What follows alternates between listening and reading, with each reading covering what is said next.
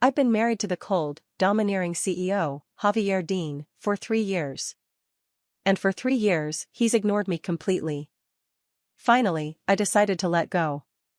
The day I agreed to divorce him, fate took a sharp turn. He got into a car accident and lost his memory. A mischievous idea struck me. I told him he was my kept boy toy. From that moment on, he became my loyal little pet. I thought I'd successfully fooled him until the very end, when I realized he was the one who had fooled me all along.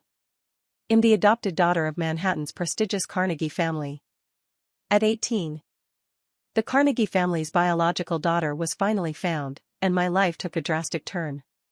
To the Carnegies, I had stolen their daughter's 18 years of wealth and privilege. From that point on, they treated me with disdain, humiliation, and constant suppression. 2 years later, they decided it was time to kick me out for good. Fortunately, I had a lifeline, a marriage agreement with my childhood friend, Javier Dean, heir to the powerful Livingston Group. Javier, who had spent over a decade abroad, had just returned to the country. I walked out of the Carnegie mansion without looking back and went straight into a marriage with Javier. What I hadn't expected was that Javier would fall for the real Carnegie heiress, Charlotte. After our wedding, Javier treated me with polite indifference, courteous but distant, never touching me. With Charlotte, though he kept a formal distance, his eyes were filled with unmistakable care. For 3 years, I waited. 3 long years, and I still couldn't melt the ice around Javier's heart. Finally, on our 3rd wedding anniversary, I made my decision. I signed the divorce papers he had prepared a year ago. I was ready to leave Manhattan, ready to leave behind all the pain. But before I could reach the airport, the Livingston family's butler summoned me to the hospital. Javier had been in a car accident. The doctor said there was an 80 chance he would never wake up. And even if he did, there was a 90 chance he'd lose his memory. And somehow, I had become the heir to all of Javier's assets? Is this what they mean by the saying, when God closes one door, he opens another? Because this door? It's grand. I tried my best to suppress the grin threatening to spread across my face as I picked up the pen, ready to sign the inheritance papers. But, Javier woke up. He suddenly sat up in bed, leaving me, the doctor, the lawyer, and the butler all taking a synchronized step back in shock. It was terrifying. Who are you? Where am I? And, who am I? Before I could get a word out, Javier hit us with 3 back-to-back questions, his face filled with confusion. We froze, stunned. Wait, did he really lose his memory? I turned to the doctor. The doctor gave a helpless nod. Overjoyed. I wasted no time stepping forward and, without hesitation, slapped Javier across the face. The room fell silent, every jaw dropping in unison. Javier. Don't think for a second that just because you've lost your memory, I'll forgive you. Let me remind you, you're my kept man, and you dared to go out and flirt with some side piece? If it weren't for the fact that you got into that car accident chasing after me, I'd kick you out right this second. I unleashed my tirade, then crossed my arms and tilted my chin up, shooting a threatening look at the butler. He's lost his memory. Think carefully about how things will play out from here. The butler swallowed hard and gave me a reluctant nod. The doctor and the lawyer exchanged uneasy glances, their lips twitching as they wisely chose to remain silent. Satisfied, I turned back to Javier. He sat there, stunned, his hand clutching his cheek as he stared at me in bewilderment. I raised my hand again as if to strike, watching his reaction. What are you looking at? Do you want me to get rid of you right now? Javier flinched and, to my utter amazement, pouted like a scolded puppy. I'm sorry. I know I was wrong. I'll never do it again. His mesmerizing eyes, full of remorse, fixed on me as he pleaded, please, don't leave me. The butler and lawyer dropped their jaws again. Meanwhile, I found myself swallowing hard, unable to look away from Javier's pitifully adorable expression. Javier's looks were undeniably top tier. His deep, soulful eyes were both striking and tender. His sharp nose, soft red lips, and flawless teeth made him utterly irresistible. Too bad I hadn't had the chance to truly enjoy them yet. Well, once we're home, I'll take my time tasting them. Let's go. We're going home. The doctor confirmed that Javier was in good health and could be discharged immediately. With my head held high, I spun around and walked out, calling for the lawyer to join me. I left the butler to help Javier pack his belongings. Of course, this was intentional. I wanted to give the butler some alone time with Javier. If he planned to leak the truth to Javier, now would be the moment. I needed to test this potential weak link. If the butler betrayed me now, I still had ways to handle it. But if he kept quiet now, the chances of him spilling the truth later would be slim. And if that happened, I'd be free to carry out my plans without worry. Finally, the day of my revenge had arrived. My brain was firing on all cylinders, running through every possible scenario. Here's the plan. If the butler doesn't spill the truth, I'll spend the next month training Javier into my loyal little puppy and giving him a taste of his own medicine. In a month's time, after I've gathered enough evidence to thoroughly embarrass him, his parents should be back from abroad. And me? By then, I'll take the money and disappear. From that point on, the world will be my playground, and I'll soar freely. While the butler was helping Javier pack, I pulled the lawyer aside into the fire escape. Handing him the signed inheritance papers, I said, "Please arrange to liquidate all assets and transfer them into an overseas account. As for your commission, the standard rate will do." This was my contingency plan. It didn't matter whether the butler spilled the truth or not, so long as the money was under my control, I had the upper hand. If the butler kept quiet, I'd enjoy a few days with Javier, savoring the feeling of payback. And if he blabbed? Well, I'd just make my escape. The lawyer took the papers from me and replied, "I'm sorry, ma'am, but since Mr. Livingston has regained consciousness, this inheritance document is no longer valid." My jaw hit the floor. What did you just say? That's impossible. You're joking, right? The lawyer's face twitched slightly. I'm completely serious, ma'am. I'm willing to stake my professional reputation on it. If you had signed the papers before Mr. Livingston woke up, there might have been some room for negotiation. But now that he's awake, there's absolutely no legal grounds to proceed. Why didn't you tell me this sooner? I stomped my foot in frustration and spun around, bolting toward the hospital room. Internally, I was screaming, "Mr. Butler, I was wrong. I should never have tested you, please, have mercy." As I reached the room, the door opened. Javier stepped out, carrying a bag, followed by the butler. "Ma'am, is something the matter?" "You seem to be in quite a rush," the butler asked, his tone calm and collected. "Nothing. I'm fine, don't worry about me," I replied, plastering on a smile. But my eyes couldn't stop darting between the butler and Javier, my heart pounding wildly. Had he told him? Did Javier know? Every glance between the two of them felt like a loaded gun pointed at my secrets. The entire ride back to the Livingston family villa, I sat in restless silence, unable to muster the courage to say a word. Not even a hint of probing. I was too afraid Javier might catch on to something. Thankfully, Javier remained his pitiful, doe-eyed self. And the butler still treated me with unwavering respect. It seemed the butler hadn't dared to break ranks after all. Crisis averted. I shot the butler an approving glance, feeling a wave of relief wash over me. But since he hadn't spilled the beans, I needed to act fast. Time to start training Javier.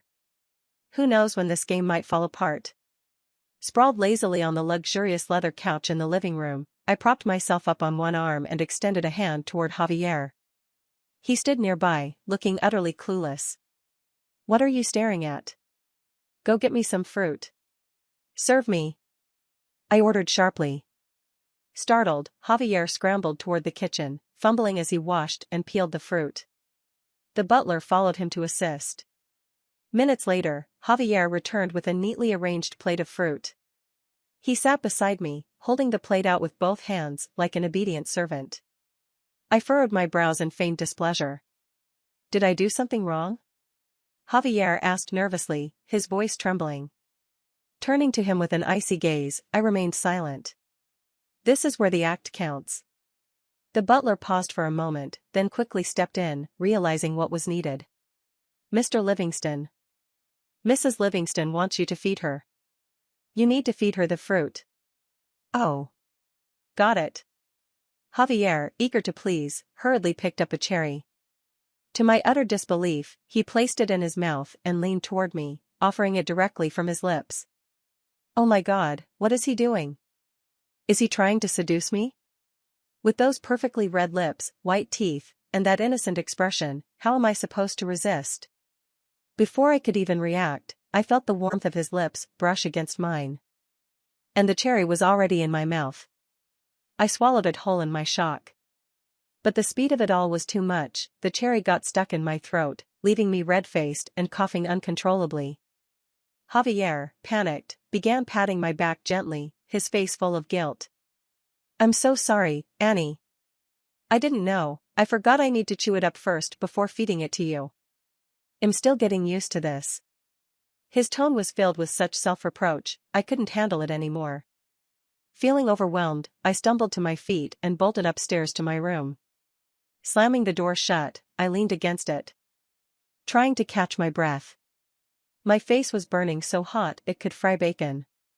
Damn it. This is the man I've been in love with for over 20 years, how am I supposed to hold my ground when he acts like this? No. I can't give in so easily. He was so cold and ruthless to me before. If I'm going to fall, I'll be on my terms, after I've properly trained him. I clenched my fists and gave myself a pep talk. Stay strong, Annie. Stay strong. A knock came from the door behind me. Annie, why are you in this room?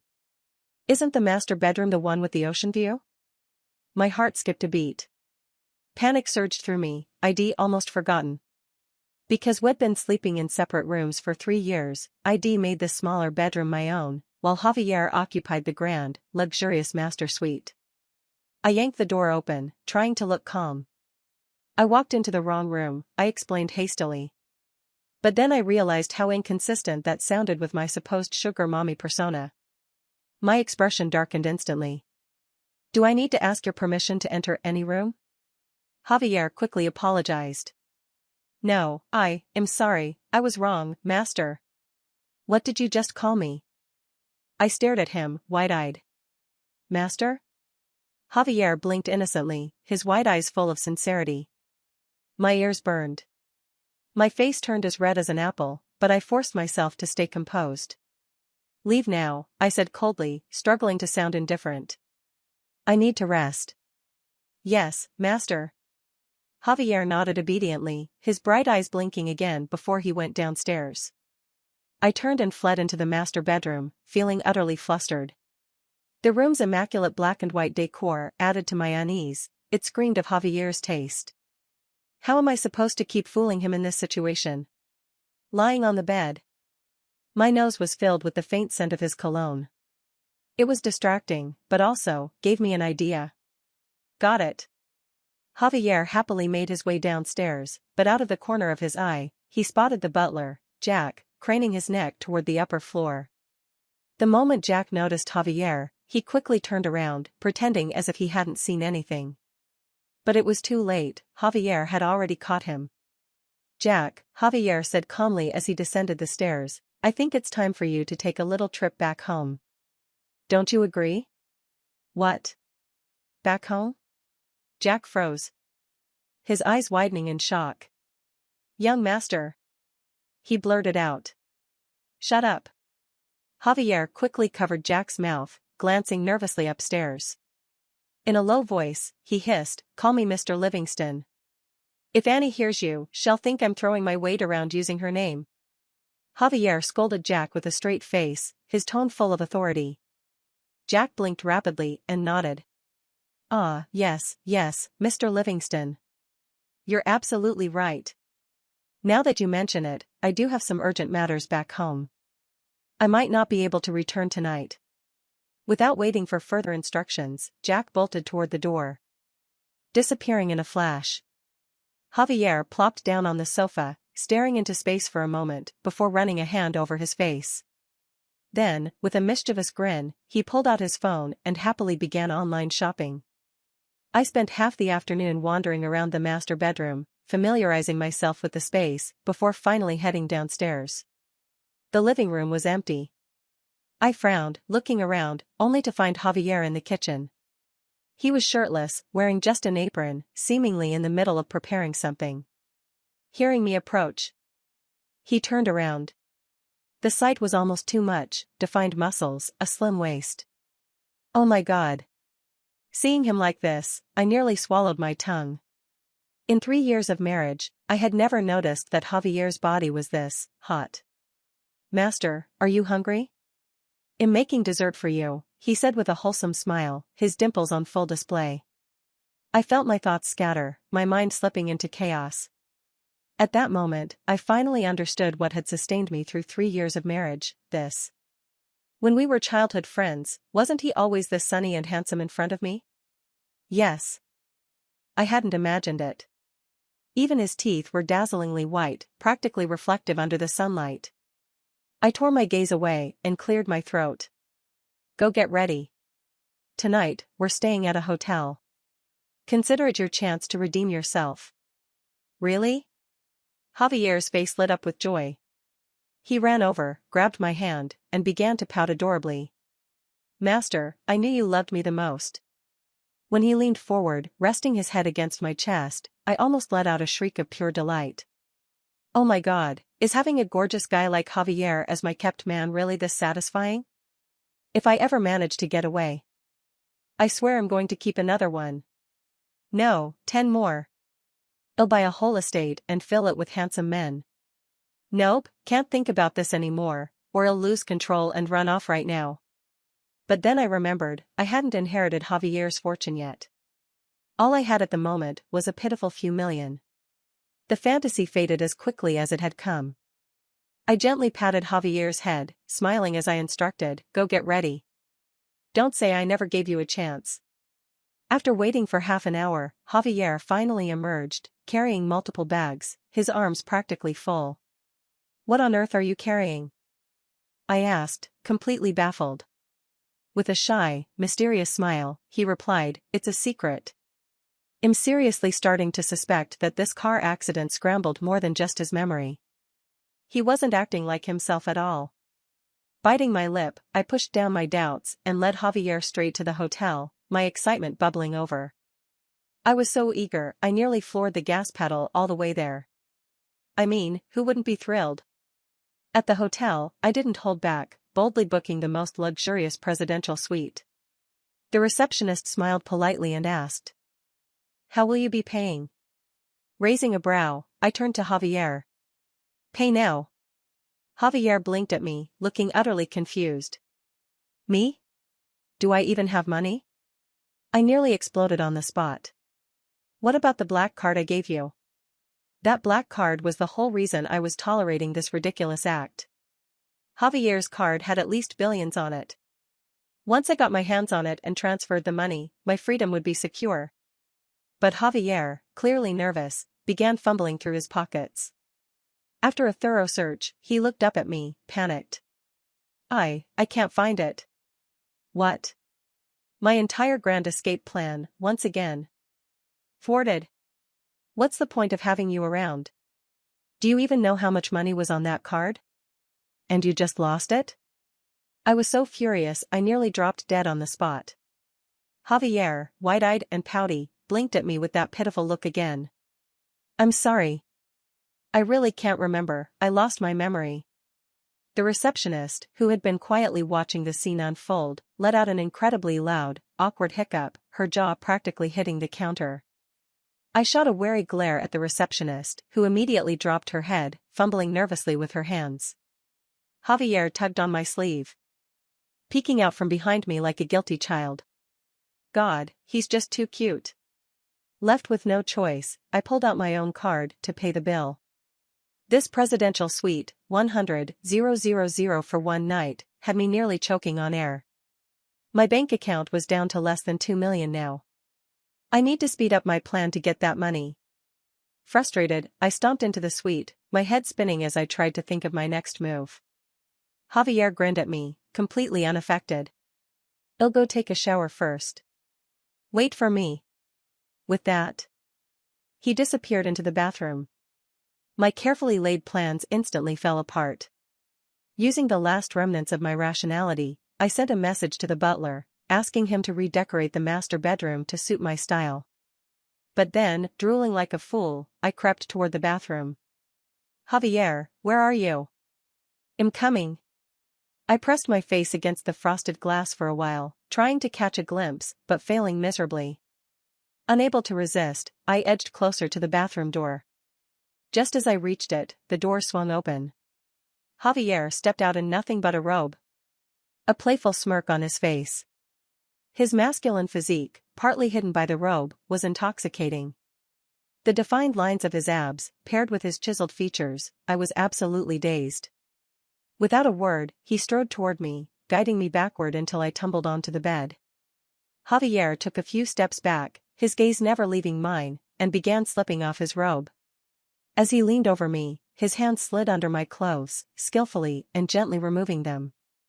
From that point, my awareness blurred, and all I knew was that by the end of the night, every single bone in my body felt like it had been completely dismantled. The next day at noon, as we checked out of the hotel, I made my way downstairs, clutching the wall for support. Refusing to let him help me was the last shred of dignity I had left. Concerned about my condition, Javier insisted on taking me to the hospital. Ignoring the doctor's knowing smirk, I asked about buying a hula hoop to strengthen my waist. The doctor informed me that I had a minor muscle strain and would need to wait a few months before starting any training. A few months? That was way too long. It was clear I needed to work on building up my endurance. Back at the villa, the butler had already completed the bedroom renovations exactly as ID requested, along with handling a few other adjustments. Pleased, I gave him a raise with a casual wave of my hand. But out of the corner of my eye, I caught him rolling his eyes. Sprawled out on the couch, I rested my head on Javier's lap, enjoying his tender care as he fed me snacks. I needed a few days to recover. There was no way I could keep up with Javier's stamina otherwise. 2 days between our sessions seemed like a reasonable frequency. Still, it didn't stop me from appreciating his gorgeous physique. I reached out and ran my hand over his abs, my mind already spinning with ideas on how to get access to his money. At this point, there was no other way. I'd have to convince him to go to the company and withdraw funds. But that was going to be tricky. Javier, why haven't you replied to my messages? A sweet, flirtatious female voice suddenly rang out, startling me so much that I kicked my legs out reflexively. What the hell? Charlotte? Why is she here? That damn tenderness in Javier's behavior had lulled me into letting my guard down. I'd completely forgotten about her. I hadn't prepared for this at all. Ugh. I tried to sit up in shock, only to realize my waist was too sore to move properly. Javier immediately leaned down, his face filled with concern. Annie, are you okay? Don't push yourself. Charlotte, standing at the door, stared at us with wide eyes, utterly stunned. Javier, you. You too. Before she could finish, I raised my hand and slapped Javier across the face, putting on my angriest expression. Javier. Your little mistress dared to show up at my house? Do you have a death wish? Charlotte gasped, her hands flying to her mouth. Annie, how could you hit Javier? Shut up. Javier turned toward her and barked the command, his tone sharp and authoritative. I flinched, startled by his sudden outburst. That commanding presence, wasn't this the old Javier? The cold and aloof one? My heart raced. Had he regained his memory upon seeing Charlotte? No. Wait. He wasn't siding with her. He was scolding her. I love Annie, Javier said coldly, his eyes locked on Charlotte. Leave and never come back. Javier. You, Charlotte's voice cracked as tears filled her eyes. Jack, see her out. Javier ordered firmly, before turning back to me with that same apologetic, submissive expression. Annie, I'm sorry.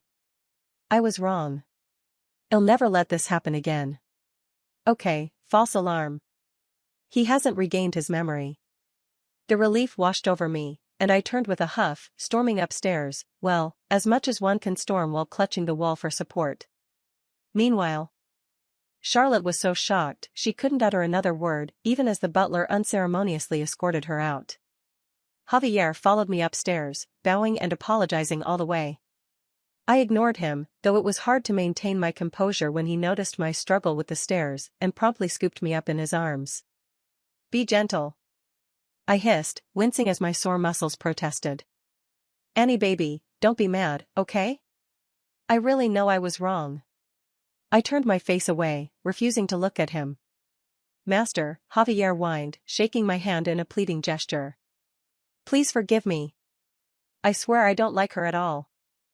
Rolling my eyes, I remained silent as he carried me into the master bedroom and gently laid me on the bed. The room was now done in all-white decor. Why does this look like a hotel? The butler probably did this on purpose. Fine. If he thinks I like hotel vibes, so be it. Master, I promise I'll never see her again, okay? Even if I bump into her, I won't look, listen, or speak. I'll just run away. Does that work? That actually sounded pretty good. At least it would keep Charlotte from exposing me.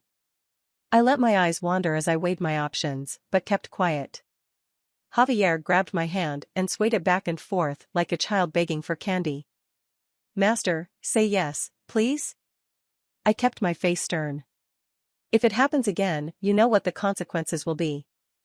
Javier's face lit up like a Christmas tree. "Yes, master. I promise." I turned away, hiding my blush as my mind wandered. What would happen if Javier ever regained his memory? Would he still look at me like this? Would he be furious? The thought intrigued and terrified me.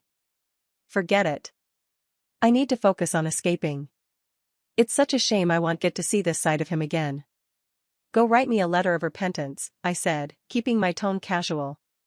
Better to keep him busy upstairs for now.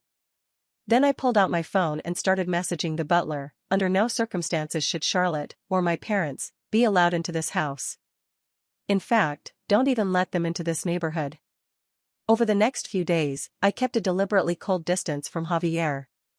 Partly to keep him on edge and establish my dominance. Partly because I was exhausting myself trying to figure out how to siphon his money, and, admittedly, partly because I needed a break. I couldn't keep up with his stamina. Javier, to his credit, behaved exceptionally well during this time, constantly coming up with ways to win back my favor. I soaked up his attention with great satisfaction. One morning, I woke up to find a beautifully wrapped gift box on the bedside table. Curious, I opened it, and froze. Inside was a sleek, black leather whip. I stared at it for a moment, then, blushing furiously, quickly shut the box and pushed it away. Oh God. Just looking at that whip was enough to flood my mind with images. "Master, have you forgiven me yet?" Javier peeked into the room, his face pitifully hopeful. I'd banished him to the smaller bedroom for the past few nights, but now here he was, trying to worm his way back in. My eyes flicked toward him as I pretended to think, then I straightened up and said in a firm tone, "I guess I can barely forgive you. But, as a punishment, I've decided to take back the advertising company I gifted you." Javier froze. Visibly confused. I immediately pressed further, letting out an exaggerated huff. "What? Are you unhappy with my decision?" Javier's expression quickly softened as he looked at me with heartfelt sincerity. "Master, you gave me a company before? You're so amazing and generous." It worked. Suppressing the giddy excitement bubbling inside me, I maintained a stern expression. "Yes. I'll have the lawyers prepare the documents. You'll sign everything over to me soon." And then I dangled the carrot. "If you behave yourself and do as I say, I might give it back to you one day, or even something better." "Much better." Javier nodded obediently, his face full of trust. "Yes, master. I'll do my best." Pleased, I reached out and patted his head. "Ah, what a good boy." Finally, I was about to secure the money. Excitement coursed through me as I immediately instructed the lawyer to prepare the transfer contract. This particular advertising company was the result of days of meticulous research into Livingston family assets. The company was worth several billion and, since it wasn't closely tied to the Livingston Group's core businesses, its transfer wouldn't raise suspicion from Javier's parents. Genius. That very evening, I presented the transfer agreement to Javier. He signed it without hesitation, and I sent the lawyer to handle the company's notification and related formalities. Since I couldn't afford to show my face, I left everything to the lawyer, who thankfully delivered without any mishaps this time. The next day, I called the company's general manager and gave a simple order: transfer all the money in the company account to my personal account. "Boss, there's no money in the company account," came the helpless reply. "What did you just say? Where's the money? How can there be no money?" I jumped up from Javier's lap, furious. I'd done my research on this advertising company, it was performing well. How could there be no money? Most of the previous business came directly from the Livingston Group, the manager explained nervously. Now that it's transferred to you, the other shareholders have withdrawn their investments and left. I froze, utterly dumbfounded. I was so close to succeeding, and now you're telling me there's no money? How was I supposed to execute my escape plan now? Then sell the company, I snapped without hesitation. Sell it? The manager sounded stunned. "Boss, this company has strong business capabilities. If you can hold on for 6 months, no, even just 3 months, you'll find new partners and start making real profits." He tried to persuade me. 3 months? I can't wait another month, let alone 3. At most, I can wait half a month. Sell it. At half the price. Do it now. I barked, not even flinching. What's the point of keeping this useless company if it doesn't even have a single penny in its account? Fuming, I tossed my phone onto the sofa and turned to see Javier staring at me with wide, innocent eyes. That look only fueled my frustration. 3 years of marriage, and all he gave me was a measly $1 million a year for living expenses? How stingy can you get? I smacked him across the face, seething. Look at the mess you've made. A perfectly good company handed to you, and this is what I get. Javier looked like he wanted to say something but stopped, finally lowering his head as he covered his cheek. "I'm sorry, master. It's my fault. I'm useless." Out of the corner of my eye, I noticed the butler shifting uncomfortably, as if there was something he wanted to say. But I ignored him, too enraged to care. "Master, why don't we head to a hotel tonight?" "Let me make it up to you," Javier suggested with a sheepish smile. I hesitated. It had been several days since we last went to a hotel, perhaps it was time to indulge a little. Of course, this was purely to teach Javier a lesson. Casting a quick glance at the butler, I nodded. "Fine. Go get ready." Trying to keep my composure, I went to the garage and pulled the car out, honking the horn impatiently for Javier to hop in. This time I decided to be cautious. Instead of booking the presidential suite, I settled for a more modest, well, relatively, luxury room, costing a few tens of thousands. But what did Javier do? He went and ordered a bottle of wine that cost over 50,000. If it weren't for the fact that the atmosphere was just right, I would have snapped at him on the spot. The next morning, my body was a wreck, my poor waist had given out yet again. But that little leather whip? What a game changer. I made a mental note to order a few more in different styles next time. After an indulgent night, I returned to the villa and slept through the entire day. I never realized just how incredible Javier's stamina was. He was going to be the death of me at this rate. With Javier's attentive care, the days passed quickly, and before I knew it, an entire week had gone by. Suddenly, I jolted awake from where I'd been lounging on Javier's lap, panic flooding my veins. Grabbing my phone, I immediately called the general manager of the advertising company. "Has the company been sold yet? Why is it taking so long? Do you even recognize me as your boss?" I demanded, my tone sharp. "We're in the process of selling it, boss, but this is a company worth billions.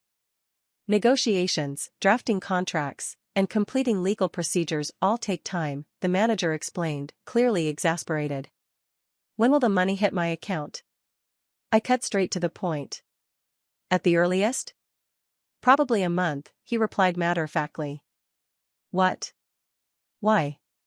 How is that possible? I was practically shouting now. I already slashed the price in half, and you're telling me it still takes this long? Boss? Have you ever run a company before? Wrapping up a deal like this in a month would already be fast, the manager retorted, his tone dripping with condescension. Fuming, I hung up the phone, too angry to respond. An entire month? This was ridiculous. I felt completely lost. Was this the end of the road? All my own money was gone, and I hadn't gotten a single cent from the Livingston family. As the weight of failure hit me, I realized something horrifying. I hadn't even gathered any dirt on Javier. Panic set in. This is bad. I've been so distracted by Javier and this luxurious life that my entire escape plan is falling apart. Maybe I should just cut my losses and run. It's not like I'd leave empty-handed, right? Baby? Are you upset? Javier asked gently, his warm eyes full of concern. I blinked at him, my mind racing. Do you like filming? Javier hesitated for a moment, before his face lit up with a dazzling smile. If you like it, then I like it too. So obedient. How could I even think of leaving him behind? No. I can't. His parents would hunt me down to the ends of the earth. With a dramatic flourish, I waved my hand. Come with me. Upstairs. I made several backups of the videos we filmed together, securing evidence for future leverage. Then I went back to planning my escape. Javier's parents would likely return in a week, leaving me no choice but to leave before that. But Javier had become clingier than ever in recent days, as if sensing my intentions. He wouldn't leave my side, not even when I went to the bathroom. He was like a little kitten, always hovering. The day before I was set to flee, the general manager of the advertising company called. My heart skipped with excitement as I answered. Well? Is it sold? How much did we get? Boss, we're in big trouble. Huge trouble. Came the panicked response. What happened? A sinking feeling gripped me. In your rush to sell, some previous business contracts have run into problems. Now several companies are suing us, demanding compensation. What? I had only wanted to pocket some cash and leave. How had things spiraled into this disaster? How much do we owe?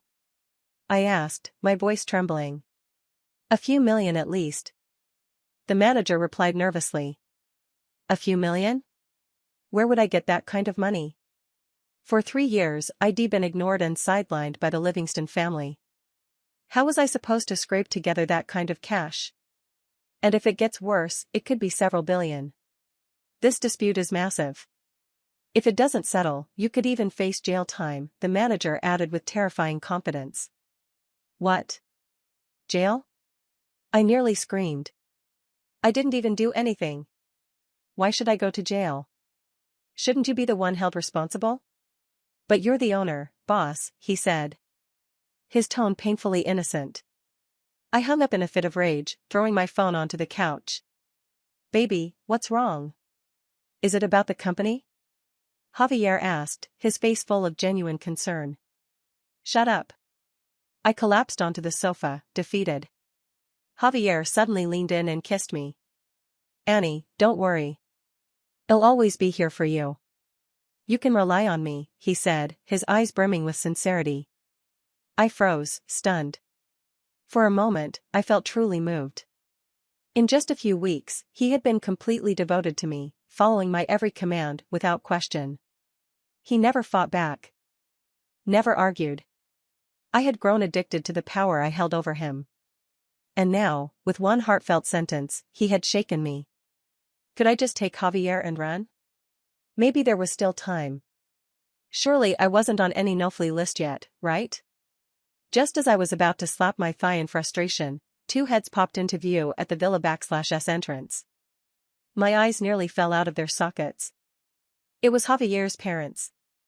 Mr. and Mrs. Livingston, what are you doing here? I stammered, my hands flailing in panic. Javier was even more frantic, cowering behind me like a shy kitten. clutching the hem of my outfit as though trying to disappear entirely into my shadow. Javier's mother, wearing an awkward smile, stepped inside and gently pulled Javier's father along with her. The two of them stood neatly in the middle of the living room, their gazes scanning the scene, the little leather whip in my hand and my barely there, sexy sheer outfit. I was completely tongue-tied, unable to string together a coherent sentence. Javier's mother smiled graciously. "Oh, don't worry about it. It's clear you two are very much in love." "I get it." She gave me a knowing look, then added. "You don't have to mind us. Just carry on, we'll leave shortly." With that, she and Javier's father exchanged sly smiles and wandered off, into the kitchen? The bedroom? Who even knew? But why did it feel like there were still two pairs of eyes boring into me? "Please, let this be over already. Annie, are those two people my parents?" Javier whispered nervously, tugging on my sleeve. What? How was I supposed to answer that? I forced myself to nod. Yes, they are. I didn't invite them. Javier immediately declared, panic written all over his face. Should I go and send them away? Oh no. If Javier confronts them, the whole charade will unravel. No. I blurted out. I invited them over. Lies on top of lies. This was it, I couldn't stay here any longer. I needed to leave. Survival first, explanations later. Making up my mind, I quickly sent Javier away on some errand and grabbed my suitcase, determined to bolt. But just as I reached the front door, Javier's mother called out to me. Annie, where are you going? She asked, her tone calm but carrying an unmistakable weight. Oh no. Oh no, oh no, oh no. Where am I going? To save my own skin. Mrs. Livingston, I am just heading out for a bit, I managed, forcing a smile. Javier's mother approached me, her smile warm as she gently took my hand.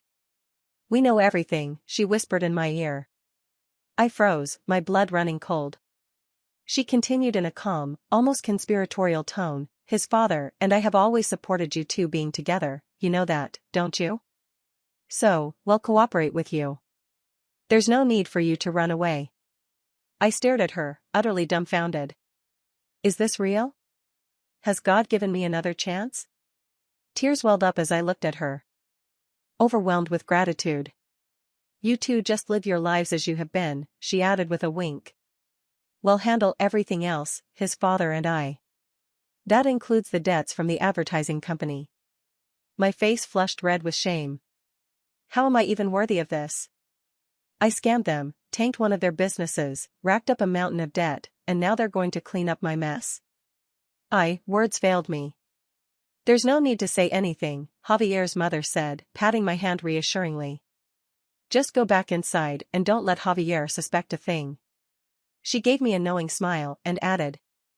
Just carry on as if we're not even here. At that point, what could I say? With my tail between my legs, I dragged my suitcase back to the master bedroom. The following days, I resumed my utterly shameless life with Javier, though I did tone things down a bit. Javier's parents, always watchful, would occasionally sneak glances at me, but thankfully they kept up the act and never let on to Javier that anything was amiss.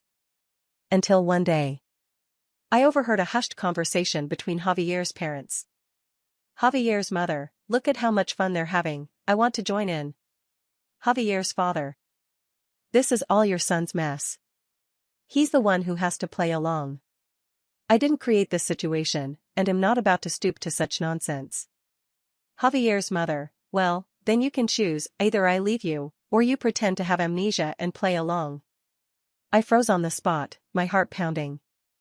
Javier doesn't have amnesia? He's been lying to me this whole time? That very night, I packed my suitcase. As I passed Javier's parents' room on my way out, I heard the unmistakable sound of a whip slicing through the air, followed by the snap of it landing. Old Mr. Livingston.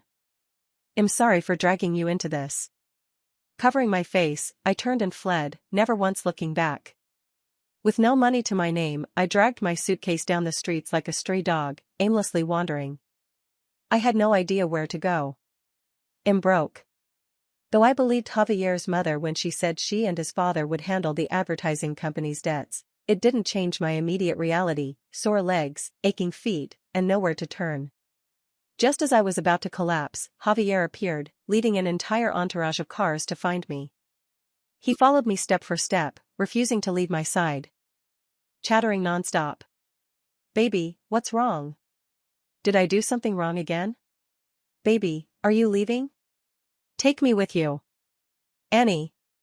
"Shut up," I snapped, my face burning with embarrassment. I couldn't even look at him. "Are you still pretending?" "Pretending? Pretending what?" Javier's face was the picture of innocence. "You're still playing dumb?" I shook off his grip on my sleeve, still unable to meet his gaze. "You never lost your memory." "Yes, I did.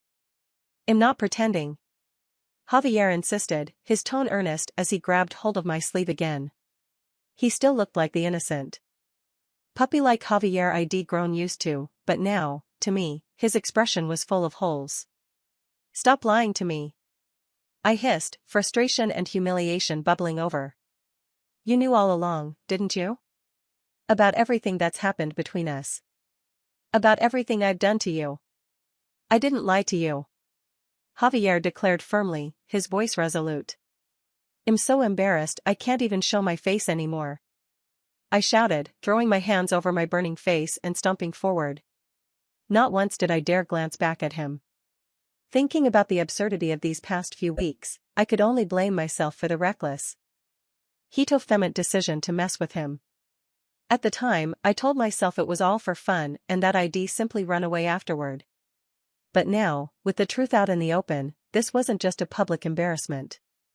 This was a complete and utter social death. Please, someone, let me evaporate into thin air right now. Let me disappear.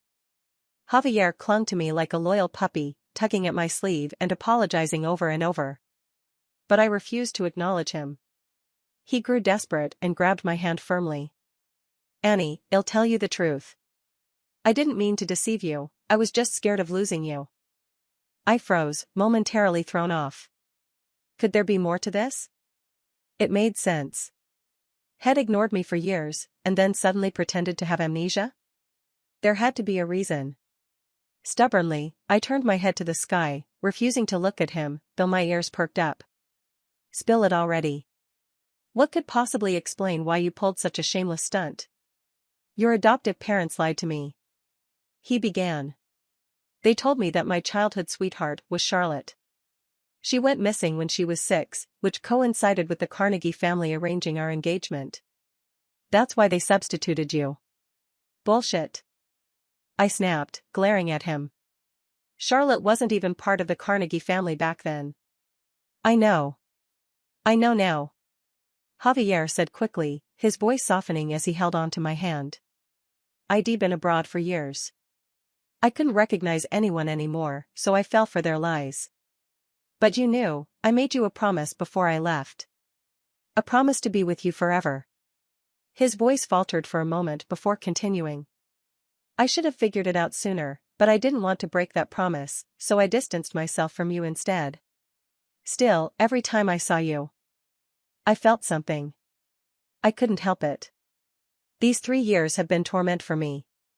Then, just before my accident, I finally learned the truth: the promise was made to you. But then the butler told me you'd signed the divorce papers and were heading to the airport. Annie, do you know how much that shattered me? So when I woke up from the accident and overheard everyone saying I might lose my memory, I decided to play along. Annie, please forgive me. I didn't mean to deceive you, I just didn't know what else to do." I stared at him as he poured out his confession, still struggling to process it all. Can things really get this absurd? My mind flashed back to 5 years ago, Javier, dressed in a tiny suit, holding my hand as I stood in a white dress. "I'll come back for you," he had promised earnestly. "I'll take care of you forever." Back then, we were too young to understand marriage or love. But we had made a pinky promise, and sealed it with a stamp. "Being fooled is on you. What does it have to do with me?" I huffed, lifting my chin even higher to hide the tears threatening to fall. The past 5 years had been unbearably hard for me, You're right. I was foolish. But I've already driven the entire Carnegie family out of Manhattan and bankrupted them. That night Charlotte came to our villa, I made sure they were finished. If you're still upset, I can get you a longer whip next time, okay? Shut up. My face flushed bright red. Annie, please forgive me. I'll do anything you want.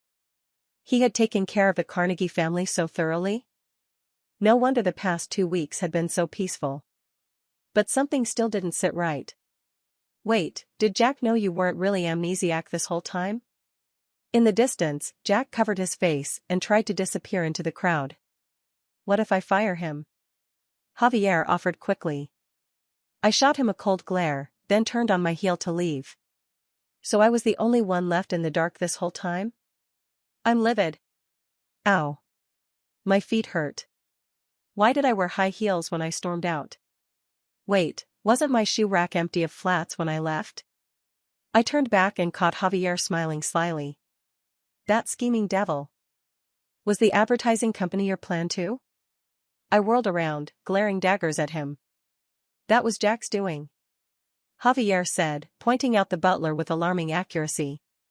Jack froze, covering his face again as he shuffled toward the shadows of a nearby tree. Where's my whip? Annie, if you're really leaving, at least let me carry you. Your feet are blistered, and it's killing me to see you in pain. Damn it, my feet really were killing me. I glared at him, but his puppy dog eyes were impossible to ignore. Baby, Javier murmured, his voice low and pleading, please forgive me.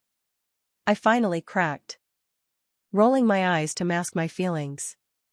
Fine. But from now on, you'll keep up the puppy act 3 times a week. No, make that twice. Javier grinned ear to ear. Deal. Let's do 4. No, 5. I like it. No way. I can't handle more than 4.